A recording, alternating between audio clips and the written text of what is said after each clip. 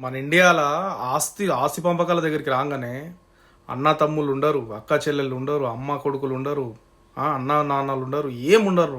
ఎంత నీచంగా దిగజారుతారంటే ఆస్తి కోసం.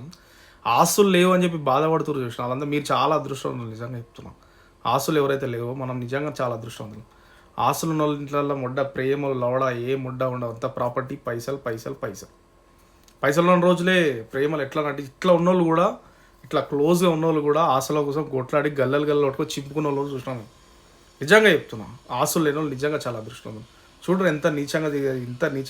నాన్న చూడు ఎంత ఏడుస్తుంటే కూడా బలవంతంగా ఏలుముద్ర తీసుకుంటారు. కన్న ప్రేమ, కన్న బిడ్డే, నా కూతురు అని గుండెల మీద ఎత్తుకొని ఇచ్చిన గుండెల మీద దంతుంది. అట్లుంటుంది ఆస్తితో, పైసలతో.